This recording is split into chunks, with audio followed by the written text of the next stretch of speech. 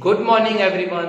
Online classes में आप सभी का फिर से स्वागत है। आज हम सभी मेंडल के तृतीय नियम के बारे में पढ़ेंगे। कल हमने दो जिन की वंशागति के बारे में अध्ययन किया था, जिसके अंतर्गत हम लोगों ने एक प्रयोग किया था जिसका नाम था द्विसंकर प्रयोग, डाई हाइब्रिड क्रॉस, जिसमें हम लोगों ने जाना था कि किस प्रकार से दो लक्षणों की वंशागति होती है और इन लक्षणों की वंशागति के फलस्वरूप हमें किस प्रकार का फिनोटाइप अनुपात प्राप्त होता है और किस प्रकार का जीनोटाइप अनुपात प्राप्त होता है। तो ये सब हम लोगों ने पिछले वीडियो में पढ़ा था। आपने अगर उस वीडियो को नहीं देखा है तो आप उसको जरूर देखेंगे, क्योंकि उसके बिना आप इसको नहीं समझ सकते हैं। तो चलिए अब आज शुरू करते हैं वंशागति का तृतीय नियम, जिसका नाम है स्वतंत्र अपव्यूहन का नियम, जिसको इंग्लिश में लॉ ऑफ इंडिपेंडेंट एजॉर्मेंट कहते हैं। चलिए नियम क्या है एक बार हम लोग इसको देखते हैं। तो एनसीईआरटी में ये लाइन दिया हुआ है, हम एक बार उसको ध्यान से देखते हैं और उसको फिर समझने का प्रयास करते हैं। तो इस नियम के अनुसार जब किसी संकर में लक्षणों के दो जोड़ों को लेकर, हम लोगों ने पिछले दो जिन की वंशागति में यही पाठ पढ़ा था कि हमने लक्षण लिए थे, दो लक्षण लिए थे, दो जोड़े हो गए थे वो। तो दो जोड़े लक्षण लेकर जब क्रॉस कराया जाता है तो किसी एक जोड़े का लक्षण दूसरे जोड़े के लक्षण से विसंयोजित मीन्स पृथक हो जाता है, अर्थात दोनों लक्षण एक दूसरे से स्वतंत्र होता है। एक बार फिर से देखते हैं। इस नियम के अनुसार जब किसी संकर में लक्षणों के दो जोड़ों को लेकर क्रॉस कराया जाता है तो किसी एक जोड़े का लक्षण दूसरे जोड़े के लक्षण से विसंयोजित पृथक हो जाता है, अर्थात दोनों लक्षण एक दूसरे से स्वतंत्र होते हैं।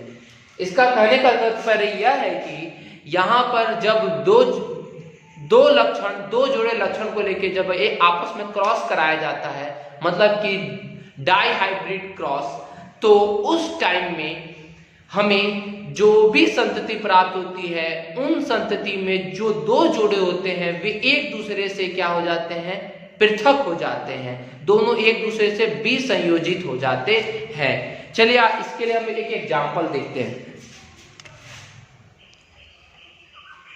जैसा कि कल हम लोगों ने पढ़ा था कि जब डाई हाइब्रिड क्रॉस पढ़ रहे थे तो उस डाई हाइब्रिड क्रॉस में हम लोगों ने जाना था कि F1 जो पीढ़ी होगी, उस F1 पीढ़ी में हमें जब क्रॉस करा रहे थे तो हमें RRYY प्राप्त हुआ था, जो कि गोल और पीला को दर्शाता था। हम लोगों ने F1 पीढ़ी में डाई हाइब्रिड क्रॉस में पढ़ा था। इसके बाद से हम लोगों ने यह पढ़ा था कि जब ये गोल और पीला जो प्राप्त होता है, इसमें हमारे पास दो लक्षण होते हैं। एक आकार का लक्षण होता है जो कि गोल और झुर्रीदार बनाता है, और दूसरा लक्षण रंग का था जो कि पीला और हरा को दर्शाता है। तो ये दो लक्षणों को जब इसमें 100 परागण कराया गया था तो हमें 4 युग्मक प्राप्त हुए थे। इन चारों युग्मक को हम लोग देखते हैं। तो युग्मक पहला प्राप्त हुआ था बड़ा R और बड़ा Y को लेकर के एक बना था, बड़ा R और छोटा Y को लेकर के एक बना था, फिर बड़ा R का तो दोनों हो गया, अब छोटा R बड़ा Y को लेके बना था और छोटा R छोटा Y को लेके बना था। इस प्रकार से हमारे पास कितने युग्मक प्राप्त हो रहे थे, तो 4 युग्मक प्राप्त हो रहे थे। इन चारों युग्मक में 50% 50% ये था और 50% ये था। मतलब कि इन दोनों युग्मक, मतलब इन चारों युग्मक में 50% R था और 50% Y था। देख लीजिए इसमें भी 50% R 50% Y, सब में 50% R था और 50% Y था। मतलब हमारे पास दो जो थे रंग और आकार को लेकर के हम लोगों ने प्राप्त किया था, और वह दोनों लक्षण जो था रंग और आकार का, दोनों युग्मक में 50-50% था। अब अगर हम टोटल प्रतिशत की बात करें तो उन टोटल प्रतिशत में से ये कितना है, 1 2 3 4, तो टोटल है 4, और इसकी संख्या एक बार है तो 1/4। मतलब कि इन चारों युग्मक का जो परसेंटेज था वह था 1/4 या 25%। जिसको एनसीईआरटी ने लगभग इतना बड़ा लाइन में समझाने की कोशिश की है कि वो अगर आप पढ़िएगा तो और थोड़ा ज्यादा दिमाग खराब हो सकता है। इसलिए आप केवल इतना पर ध्यान दें कि F1 पीढ़ी में जो भी हमें संतति प्राप्त होती है, उस संतति में जब हम देखते हैं उनके दोनों लक्षण को अलग अलग करके युग्मक प्राप्त करते हैं, तो उन युग्मक में प्रत्येक युग्मक में रंग का 50% लक्षण था और आकार भी 50% था। दोनों 50-50% थे और दोनों चार जो युग्मक प्राप्त हुए थे, इन चारों युग्मक का जो प्रतिशत था वह 25% था। ठीक है। फिर इसके बाद इसको और अच्छी तरह से समझने के लिए हम लोग और एक और प्रयोग इसमें एक और उदाहरण लेते हैं। इस उदाहरण में हम देखते हैं द्विसंकर क्रॉस में, डबल हाइब्रिड क्रॉस में F2 पीढ़ी में प्राप्त संतति। हमारे पास F2 पीढ़ी में जो प्राप्त संतति थी, तो आपको याद होगा कि F2 पीढ़ी में कौन कौन सी संतति प्राप्त हुई थी। संतति के दोनों लक्षण आकार और रंग में गोल झुर्रीदार का अनुपात और पीला हरा का अनुपात कितना होता है, 3:1 होता है, जो कि एक दूसरे से स्वतंत्र है। यहां पर फिर से एक बार देखिए ध्यान से, द्विसंकर क्रॉस में F2 पीढ़ी में प्राप्त संतति के दोनों लक्षण, हमारे पास दोनों लक्षण एक आकार है और एक रंग है।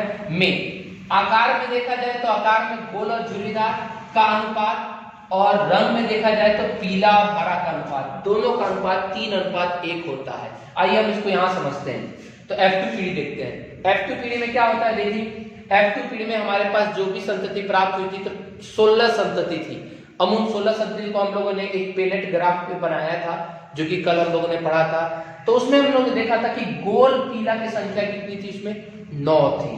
गोल हरा की संख्या 3, झुर्रीदार पीला की संख्या 3 और झुर्रीदार हरा की संख्या कितनी थी, 1 थी। तो ये चारों हम लोगों ने कल पढ़ा था और इसमें हम लोगों ने प्राप्त किया था कि इसकी संख्या इतनी इतनी थी। चलिए हम इनके अलग अलग लक्षण को अब देखते हैं। तो हम लोग लक्षण लेते हैं। पहला आकार। आकार में हमारे पास कौन हो जाएगा, एक हो जाएगा गोल और एक हो जाएगा झुर्रीदार। तो गोल की संख्या कितनी है, तो गोल में देखिए, तो गोल में यहाँ पर 9 और यहाँ पे 3, कितना हो गया 12।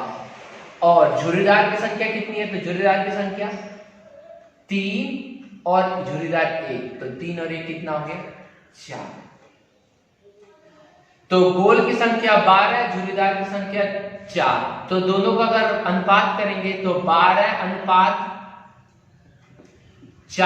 तो दोनों में कॉमन क्या है, तो 3 है, 4 है, तो 4 कॉमन है, तो 3 कितना हो जाएगा 1। यहाँ पे पीला का देखते हैं, तो पीला में यहाँ पे 9 और यहाँ 3, मतलब 12, और हरा का 3 और 1 4। यहाँ पे भी अनुपात देखते हैं तो 3:1। इसका मतलब हमें दोनों लक्षण में जो अनुपात प्राप्त हो रहा है वो अनुपात 3:1 प्राप्त होता है। दोनों लक्षण में 3:1 प्राप्त होता है, अर्थात ये दोनों लक्षण एक दूसरे से क्या हो जा रहे हैं, पृथक हो जाते हैं। इसे ही स्वतंत्र अपव्यूहन का नियम कहते हैं। एक बार फिर से इसको रिवीजन कर लेते हैं। स्वतंत्र अपव्यूहन का नियम क्या है, तो इस नियम के अनुसार जब किसी संकर में लक्षणों के 2 जोड़े को लेकर क्रॉस कराया जाता है, याद रखिएगा लक्षण के कितने जोड़े होने चाहिए, 2 जोड़े होने चाहिए, को लेकर क्रॉस कराया जाता है, तो एक जोड़े का लक्षण दूसरे जोड़े के लक्षण से विसंयोजित हो जाता है, मतलब दोनों एक दूसरे से अलग हो जाता है, अर्थात दोनों लक्षण एक दूसरे से स्वतंत्र होते हैं। मतलब जो 2 लक्षण होंगे वो 2 लक्षण आपस में कभी भी एक दूसरे से मिलेंगे नहीं, वो दोनों एक दूसरे से अलग हो जाते हैं, स्वतंत्र हो जाते हैं। इसे ही स्वतंत्र अपव्यूहन का नियम कहते हैं। इस नियम को दर्शाने के लिए एक उदाहरण है। तो उदाहरण में क्या है कि जब द्विसंकर क्रॉस में F2 पीढ़ी में प्राप्त संतति के दोनों लक्षण आकार और रंग में गोल और झुर्रीदार का अनुपात और पीला और हरा का अनुपात 3:1 पाया जाता है। देख लीजिए यहाँ पर हम लोगों ने प्राप्त किया है गोल और झुर्रीदार का अनुपात 3:1 और पीला और हरा का अनुपात भी 3:1 पाया जाता है, अर्थात ये दोनों एक दूसरे से क्या होते हैं, स्वतंत्र होते हैं। इसे ही स्वतंत्र अपयूहन का नियम कहते हैं। आप लोग को अगर यार 2 नंबर में आएगा अगर क्वेश्चन स्वतंत्र अपयूहन का नियम, तो केवल आप लोग इतना लिखिएगा, स्वतंत्र अपयूहन का नियम क्या होता है, बस यही था। अगर यही क्वेश्चन अगर ज्यादा डीपली अगर पूछता है तो डीपली के लिए आप लोग ये पूरा लिखिएगा, इसमें उदाहरण लिखिएगा और इसको दर्शा दीजिएगा। ये सभी 25-25% पाए जाते हैं, ये भी 25% और 25%। यहाँ 2 एग्जाम्पल मैंने दिए, एक एग्जाम्पल यहाँ से यहाँ तक है और एक एग्जाम्पल यहाँ से यहाँ तक है। चलिए आप इसका स्क्रीनशॉट ले लीजिए।